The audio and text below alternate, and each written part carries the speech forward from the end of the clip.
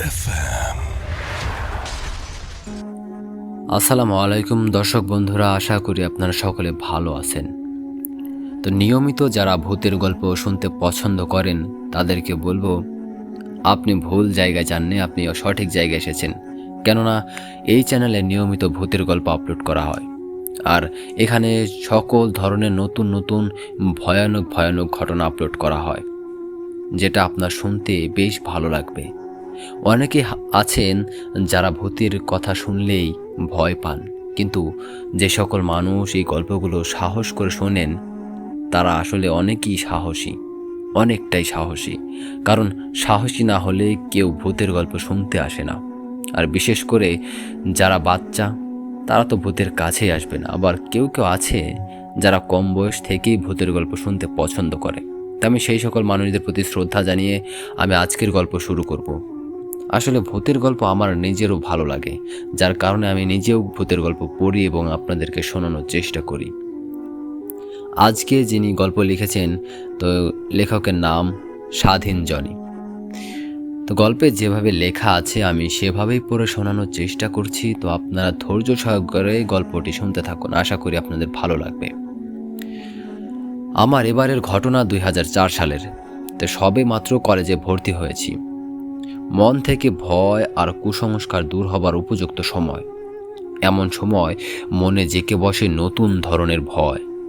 আমাদের গ্রামটি আমাদের ইউনিয়নের সবচেয়ে বড় গ্রাম, এবং এটি পূর্ব পশ্চিম একটু বেশি লম্বা। হঠাৎ করেই গ্রামের পূর্ব দিকে কলেরার প্রকোপ শুরু হয়। বিগত 25 বছরে গ্রামে কলেরা ছিল না। 7 দিনের ভিতরে পূর্ব পাশের 5 জন মারা যায়। অনেক সতর্কতামূলক ব্যবস্থা নেবার পরেও পূর্ব পাশের প্রতিটি বাড়ির কেউ না কেউ আক্রান্ত হতে লাগলো। রোগটি ধীরে ধীরে পশ্চিম পাড়ার দিকে আসতে লাগলো। আমাদের বাড়িও পশ্চিম পাড়াতে। তখন পশ্চিম পাড়ার মাতব্বরেরা মিলে সিদ্ধান্ত নিল যে কবিরাজ এনে রাশ দেওয়ার ব্যবস্থা করতে হবে। যথারীতি কবিরাজ আনা হলো, কিন্তু কিছুতেই কিছু হচ্ছে না। তখন আমাদের গ্রামের এক পুরাতন কবিরাজ, যে কিনা অনেক দিন হলো ফরিদপুর চলে গেছে, তাকে নিয়ে আসা হলো। সে এসেই ঘোষণা করে দিল যে রাত 11টার পর যেন কেউ বাড়ির বাহিরে বের না হয়। রাত 10টার দিকেই পাড়ার প্রতিটা মসজিদের মাইকে ঘোষণা করে দেওয়া হতো যে সবাই যেন ঘরে চলে যায়। আসলে মাইকে ঘোষণা দেওয়ার প্রয়োজনই ছিল না, কারণ সবাই এতটাই ভীত ছিল যে সন্ধ্যার সাথে সাথে বাড়ির সব কাজ সেরে ঘরে ঢুকে পড়ত, আর চারিদিকে নেমে আসতো এক অদ্ভুত নীরবতা। এমনকি সন্ধ্যার পর গ্রামের দোকানগুলো খোলা থাকতো না। এশার জামাতেও লোক হতো না। লোক হতো মানে অনেক কম। বাবা মা আমাদেরকে বের হতে দিতেন না। তারপরও আমরা মাঝে মাঝে লুকিয়ে বের হতাম। দেখতাম কবিরাজ তার সাঙ্গপাঙ্গ মশাল জ্বালিয়ে ধূপের ধোঁয়া উড়িয়ে পাড়ার এ মাথা ও মাথা দৌড়াদৌড়ি করত, আর এক অপার্থিব সুরে অদ্ভুত সব মন্ত্র উচ্চারণ করত। পরিবেশটা এতটাই অদ্ভুত আর ভয়াবহ ছিল যে ভাবলে এখনো ভয় লাগে। কবিরাজ এক এক দিন এক এক মহল্লা বন্ধ করতেন, যাতে ওই পাড়ায় কলেরা বা ওলা বিবি না ঢুকতে পারে। এভাবে পাড়ার প্রায় সবগুলো মহল্লা বন্ধ করা হলো। এরপরেই মাঝে এক রাতে আমার মা শুনতে পান কে যেন আমাদের বাড়ির গেটের ওপাশে রাস্তায় দাঁড়িয়ে কান্না করছে। মা ভাবলো কোনো মহিলা বোধ হয় সমস্যায় পড়ে কাঁদছে। আসলে মা তখন পরোপকারের নেশায় রাশের কথা খেয়াল ছিল না। মা ঘর হতে বের হয়ে যখনই গেটের দিকে যাচ্ছিলেন, ততই একটা পচা গন্ধ পাচ্ছিলেন, যা অনেকটা মলের গন্ধের মতো, কিছুটা মাংস পচা গন্ধের মতো। মা যখন গেটের পাশে দাঁড়ান, তখন গেটের ফাঁক দিয়ে দেখেন যে রাস্তার ওপাশে ইলেকট্রিক পোলের সাথে হেলান দিয়ে একটি বিশাল আকার মহিলা দাঁড়িয়ে আছে, যার উচ্চতা প্রায় 7 ফুটের মতো। এর গা থেকেই এমন গন্ধ বের হচ্ছিল। মহিলার ভয়ঙ্কর চেহারা দেখে মা কিছুটা পিছিয়ে আসেন। মহিলাটি ইনিয়ে বিনিয়ে কাঁদছিল আর বলছিল, তোরা আমাকে থাকতে দিলি না। এই গ্রাম আমার ভালো লাগছিল, আমার আরও লাশ দরকার ছিল। এই বলে আবার কান্না শুরু করলো। আমি আজই এই গ্রাম ছেড়ে চলে যাব, এই বলছে আর শুধু কান্না করছে। এমন সময় মার রাশের কথা মনে পড়ে আর প্রচণ্ড ভয় পেয়ে মা ঘরে চলে আসেন। ঘটনাটা এখানে শেষ না, ঘটনাটা আরও আছে। আমি আমার দর্শকদেরকে, শ্রোতাদেরকে জানাতে চাই, যারা ভূতের গল্প শুনতে পছন্দ করেন আর যারা এখনও চ্যানেলটি সাবস্ক্রাইব করেন নাই, দয়া করে এখনই চ্যানেলটি সাবস্ক্রাইব করে দিন। যদি আপনি গল্প শুনতে চান তাহলে চ্যানেলটি সাবস্ক্রাইব করুন, আর যদি আপনি গল্প শুনতে না চান তাহলে কিছু বলার নেই। তারপর মা একটি গ্রাম্য সমিতির প্রধান। পরদিন সকালে কিস্তি দিতে এসে এক প্রতিবেশী, যিনি নৌকায় কাজ করেন, নাকি বলছিল কালকে রাতে একটা ভয়ের ব্যাপার ঘটেছিল। মা জিজ্ঞাসা করল, কি ঘটনা? তখন তিনি বললেন যে কাল রাতে ক্ষেত থেকে আসার সময় 2 গ্রাম আগেই তাদের নৌকার তেল ফুরিয়ে যায়। তাই 13 জন লেভারের 9 জনই পাশের গ্রামে নেমে যায়। তিনি যেহেতু নৌকার মালিক, তাই তিনি সহ আরও 3 জন মিলে লগি মেরে মেরে নৌকাটা বাড়ির দিকে নিয়ে আসছিল। লগি অর্থাৎ বৈঠা দিয়ে চালাচ্ছিল। তো এমন সময় তারা দেখেন কে যেন গ্রামের শেষ মাথায় নদীর পাড়ে বসে আছে আর তাদেরকেই ডাকছে।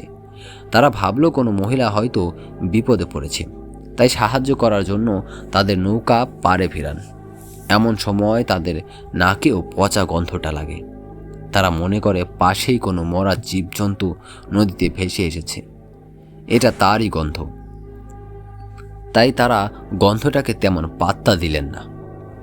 মহিলাটা বলল যে তারা যদি তাকে নদীর ওপারে দিয়ে আসতে পারে তাহলে ভালো হয়। তারা মহিলাকে নৌকায় উঠতে বলে। নৌকা যখন মাঝ নদীতে, তখন দুর্গন্ধটা প্রকট আকার ধারণ করে। তারা বুঝতে পারে গন্ধটা মহিলার গা থেকে আসছে। তারপরও তারা যখন মহিলার দিকে তাকাতে যায়, তখন মহিলা বলে, কেউ আমার দিকে তাকাবি না, তাকালে ক্ষতি করে দিব। তাই ভয়ে ভয়ে তারা মাথা নিচু করে ফেলে। ওপারে নামিয়ে দেবার পর মহিলা বলে, তোরা আমার উপকার করছিস, তাই তোদের ক্ষতি করলাম না। এটা বলেই মহিলা হাঁটতে থাকে। এরপর গ্রামের কেউ আর কলেরা আক্রান্ত হয়নি। মূল ঘটনা এখানেই শেষ। তবে এই ঘটনার 4 দিন পর শনিবার ওই কবিরাজ মারা যায়। আশা করি ঘটনাটা আপনাদের ভালো লাগবে। তো কলেরা যখন গ্রামে আসতো, তো কলেরা আসলে একটা রোগ নাকি জিন, এটাই আমাদের জানার বিষয়। আসলে এটা আমারও জানা নেই যে কলেরা আসলে রোগ নাকি জিন। তো যদি আপনাদের কারো জানা থেকে থাকে তাহলে অবশ্যই কমেন্টে জানাবেন। আর যদি আপনাদের সাথে এমন ভয়ানক অদ্ভুত ঘটনা ঘটে থাকে অবশ্যই কমেন্টে জানাতে পারেন। আমি কমেন্টে আপনাদের সাথে যোগাযোগ করব ইনশাল্লাহ। তো আজকে এই গল্পটা এই পর্যন্তই ছিল। তো এখন আমি নতুন আর একটা গল্প শুরু করছি, তো ধৈর্য সহকারে শুনতে থাকুন। ফিরে এলাম আবারও নতুন একটা ঘটনা নিয়ে। তো ঘটনাটি যেভাবে লেখা আছে আমি সেভাবে পড়ছি। তো এতক্ষণ আপনাদেরকে ধৈর্য ধরার জন্য অসংখ্য ধন্যবাদ। তো গল্পটি আমি শুরু করছি। আমাদের গ্রামের পাশ দিয়ে একটি কাঁচা সড়ক সরাসরি যুক্ত ছিল ফরিদপুর থানার সাথে। তো সড়কটা ছিল 3টি গ্রামের কৃষকদের কৃষি জমির মাঝ বরাবর। তো 1971 সালে মুক্তিযুদ্ধের কোনো এক সময় পাকিস্তানি সৈনিকদের একটি ছোট বাহিনী সেই রাস্তা দিয়ে গ্রামে প্রবেশ করার চেষ্টা চালিয়েছিল। কিন্তু আমাদের গ্রামের সাথে রাস্তাটির সংযোগ সড়কের একটা অংশ কাটা, যার কারণে তারা গ্রামে প্রবেশ করতে ব্যর্থ হয়। তারা সড়ক বরাবর থানার দিকে এগিয়ে যায় এবং স্বল্প সময়েও তাদের হত্যাযজ্ঞ চালিয়ে যায়। মৃতের সঠিক সংখ্যা কেউ বলতে পারে না, কারণ পাকিস্তানি সৈন্যরা হত্যা শেষে লাশগুলো রাস্তার পাশে একটা গভীর কুয়ার মধ্যে ফেলে দিয়ে যায়। কুয়াটা ছিল একটা হিজল গাছের পাশে। সেই হিজল গাছের আশেপাশের 2 থেকে 3 মাইল শুধু কৃষি জমি, কোনো বাড়ি ঘর নেই। সেই কুয়োর কোনো নিশানা আজও পাওয়া যায় না। আর গেলেও হিজল গাছটা ঠিকই সাক্ষী হয়ে আছে সেই নৃশংস হত্যাযজ্ঞের। এই হিজল গাছ আর কুয়ো নিয়ে অনেক গল্প চালু হয়েছে। গ্রামে এই কুয়ো আর হিজল গাছের অনেক গল্প রয়েছে। তো রাতের বেলা অনেকেই নাকি এই গাছের পাশ দিয়ে যাবার সময় পানি পানি বলে আর্তনাদ করতে শুনেছে। আজও নাকি হিজল গাছের পাশ দিয়ে আসার সময় মানুষ পথ হারিয়ে ফেলে। হিজল গাছ থেকে গ্রামের দূরত্ব আধা মাইলের মতো। ফরিদপুর থেকে রাতের বেলা বাড়ি ফেরার সময় আশিরির কণ্ঠ শুনেছি, এমন অনেক মানুষের দেখা পাওয়া যায়। এমনকি রাতের বেলা গ্রামে ফিরতে গিয়ে আধা মাইল পথ সারা রাতেও পার হতে পারেনি এমন মানুষও কম নেই গ্রামে। তো আমাদের আড্ডা, তো আমরা মাঝে মাঝে আড্ডা দিই। তো আমাদের ব্যাচের সবাই জড়ো হয়েছি সিনিয়র এক ভাইয়ের বাসায় পরের দিন একটা অনুষ্ঠানের দায়িত্ব বন্টনের উদ্দেশ্যে। অল্প কিছু কাজ, অনেক মানুষ, তাই খুব দ্রুত যার যার কাজ ঠিক করে দেওয়া হলো। এরপর শুরু হলো আড্ডা। রাতের আড্ডায় সচরাচর যা ঘটে থাকে, কথায় কথায় শুরু হলো প্রেতাত্মা, অশরীরী কিংবা ভূতের গল্প। এক পর্যায়ে সোহেল ভাই, যে ভাইয়ের বাসায় সবাই ছিল, তার নিজের অভিজ্ঞতা শেয়ার করলেন। আমি তার মুখ থেকে যেভাবে শুনেছিলাম সেভাবেই লিখছি। তো মূল গল্প এখন শুরু করছি। আমি তখন একটা এনজিওতে চাকরি করি না বলে বেগার খাঁটি বলাই ভালো, কারণ কষ্ট যে পরিমাণ করতে হতো বেতন তার ধারের কাছেও ছিল না। কিন্তু অন্য কোথাও চাকরি পাচ্ছিলাম না বলে আমি কষ্টটাই করে যাচ্ছিলাম। সকালে বের হতাম ঋণের টাকা তুলতে, ফিরতাম রাত করে। সম্বল ছিল আমার সাইকেলটা। যেদিনের কথা বলছি সেদিন থানা অফিসে গিয়েছিলাম। সব হিসাব বুঝিয়ে দিয়ে ফিরতে ফিরতে রাত হয়ে গেল। রাত করে এর আগেও ফিরছি, তাই কোনো কিছু না ভেবে রওনা হয়ে গেলাম। সাইকেল চালাচ্ছি আপন মনে, কিন্তু কোনো দিকে খেয়াল নাই। দেওভোগ কৃষি জমির মধ্যে ঢোকার আগে শেষ গ্রাম পার হতেই দেখি কোনো মানুষের সারা শব্দ নেই। বেশ রাত হয়ে গেছে, গ্রামের কারো জেগে থাকার কথা না। এক হাতে টর্চ জ্বালিয়ে রাখতে হচ্ছে বলে সাইকেলের গতি অনেক কম ছিল। হিজল গাছটার কাছাকাছি এসে হঠাৎ করে কি যেন হলো। কোনো কিছুর সাথে ধাক্কা খেয়ে আমার সাইকেলের নিয়ন্ত্রণ হারিয়ে আমি একদিকে চলে যাচ্ছিলাম। তা হাত থেকে টর্চটাও পড়ে গেল। সাইকেল থেকে নেমে টর্চ উঠালাম, কিন্তু নষ্ট হয় নাই। মানে সাইকেল থেকে টর্চটা পড়ে গেছে, কিন্তু টর্চ নষ্ট হয়নি। আবার সাইকেলে চড়ে দ্রুত প্যাডেল চালালাম। আশ্চর্য কাণ্ড, আমি যত জোরেই প্যাডেল চালাতে থাকি সাইকেল মোটেও এগোতে চায় না। ভয়ে আমি শেষ। শরীরে সবটুকু শক্তি দিয়ে প্যাডেল মারছি, কিন্তু সাইকেল এগোচ্ছে পিঁপড়ার গতিতে। আমি ঘেমে একাকার।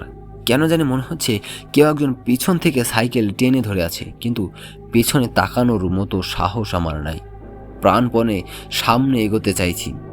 হাতে একটা টর্চ আছে, সেটাও ভুলে গেছি। আবছা আলোয় রাস্তার যেটুকু দেখা যাচ্ছে সেটুকু দেখেই রাস্তা ধরে আগাচ্ছি। এক সময় মনে হলো জ্ঞান হারিয়ে ফেলবো। তো সাইকেল চালাচ্ছি, কতক্ষণ হয়েছে বলতে পারবো না। এক সময় মনে হলো আমি মনে হয় খালি সাইকেল চালাচ্ছি, কোনো লাভ হচ্ছে না। যেখানে ছিলাম সেখানে আছি, কারণ এইটুকু রাস্তা সাইকেল যত ধীরেই যাক পার হতে এত সময় লাগার কথা না। সাথে সাথে মনে পড়ে গেল হেজল গাছ আর কুয়ো নিয়ে শোনা গল্পগুলো। জোর করেও মন থেকে দূর করে দিতে পারছি না। সাইকেল কেউ টেনে ধরে আছে, এই বিশ্বাস তখন আমার মনে একেবারে জেঁকে বসেছে। এইবার বাঁচা মারার প্রশ্ন। ভূতের হাতে কি প্রাণ দেব নাকি? সাহস করে পিছনে তাকালাম। না, কেউ নেই, কেউ টেনে ধরে নাই আমার সাইকেল। আসলে টর্চ জ্বালিয়ে পিছনের চাকা পরীক্ষা করলাম, না, কিছুই হয় নাই। আবার সাইকেল চড়লাম, বিসমিল্লাহ বলে প্যাডেল চালালাম, কোনো লাভ হলো না। সাইকেল সে আগের মতোই ভারী, কিছুতেই এগোতে চায় না। এভাবে কতক্ষণ সাইকেলের সাথে যুদ্ধ করলাম বলতে পারবো না, তবে প্রাণপণ চেষ্টা করে যাচ্ছি গ্রামের দিকে এগিয়ে যাবার। একটু একটু করে এগিয়েও যাচ্ছি। গ্রামের সীমানায় প্রথম বাড়িটা দেখার মাত্রই সাহস আরও বেড়ে গেল। শরীরে যেটুকু শক্তি অবশিষ্ট ছিল তার সবটুকু প্রয়োগ করে দ্রুত সেই বাড়ির উঠানে এসে থাকলাম। তারপর কোনো কথা না বলে সাইকেল থেকে নেমে শরীরের সবটুকু শক্তি দিয়ে মারলাম সাইকেলের পিছনের চাকায় লাথি। শব্দ শুনে বাড়ির মালিক বের হলেন। আমি পরিচয় দিয়ে জানালাম ভয় পাইছি। তারপর এক গ্লাস পানি খেয়ে রওনা হলাম বাড়ির দিকে। এবার আমি মহা আশ্চর্য, কারণ আমার সাইকেল ঠিক হয়ে গেছে। এখন আর ভারী মনে হচ্ছে না, ঠিক তুফান গতিতে চলছে। সোহেল ভাই এই পর্যন্ত বলে আমার দিকে প্রশ্ন ছুড়লেন, এবার তোমার ব্যাখ্যা কও, কেন সেদিন এমন হয়েছিল? তো আমি আপনাদের কাছে সেই একই প্রশ্ন ছুড়ে দিলাম। আপনারা এই কমেন্টে বলে যাবেন আসলে কেন এমনটা হয়েছিল। আশা করি আপনারা হয়তো অনেকে এই ঘটনার ব্যাখ্যা বলতে পারবেন, তাই আমি আপনাদের কাছে বলে দিলাম। আপনারা কমেন্টের মাধ্যমে জানাবেন ইনশাআল্লাহ। তো আপনারা ধৈর্য সহকারে থাকুন, আমি আরেকটা গল্প নিয়ে আসছি।